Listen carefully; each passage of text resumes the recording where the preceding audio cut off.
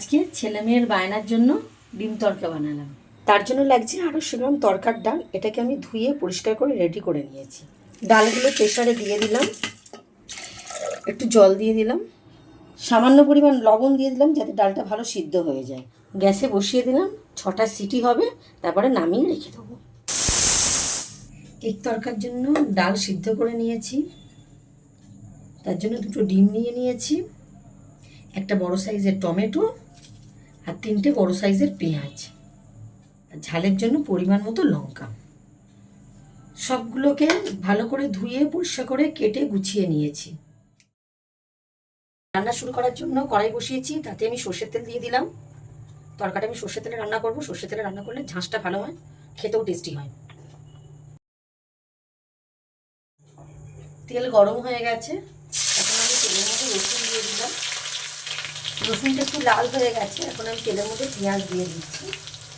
পেঁয়াজটা অল্প ভাজা হয়েছে, এখন এর মধ্যে কাঁচা লঙ্কা কুচি দিয়ে দেবো। টমেটো দিয়ে দেবো। টমেটোটা একটু তাড়াতাড়ি চলে যায়, তার জন্য নুন দিয়ে দিলাম।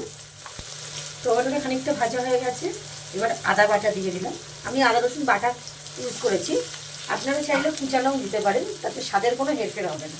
আদা রসুন কাঁচা গন্ধটা চলে গেলে এর মধ্যে একে একে গুঁড়ো মশলা দেবো। দিয়েছি সানরাইসের তড়কা মশলা, রঙের জন্য সানরাইসের কাশ্মীরি মির্চ, এটাকে ভালো করে কষিয়ে নিচ্ছি। তার জন্য দিয়ে দিলাম একটুখানি চিনি। মশলা থেকে তেল ছেড়ে দিয়েছি, এবার সিদ্ধ করে রাখা ডালটা দিয়ে দেবো। রান্নাটা যদি আপনাদের ভালো লাগে তাহলে লাইক কমেন্ট করবেন এবং শেয়ার করবেন, ইউটিউবে সাবস্ক্রাইব করবেন এবং ফেসবুক পেজটিকে ফলো করবেন। এবার এখানে সামান্য পরিমাণ জল দিলাম।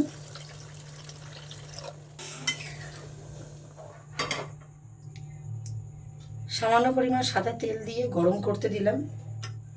তরকার জন্য যে ডিম দুটো নিয়েছিলাম সেই ডিম দুটো ফাটিয়ে এখানে দিয়ে দিচ্ছে। অল্প নুন দিয়ে দিলাম।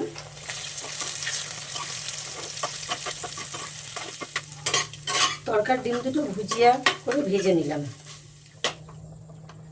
এবারে ভেজে রাখা ডিমগুলো দিয়ে দিলাম।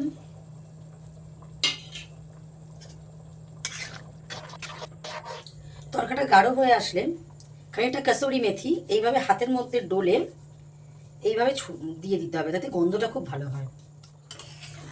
নামানোর আগে বেশ খানিকটা মাখন দিয়ে ঢাকা দিয়ে দেবো।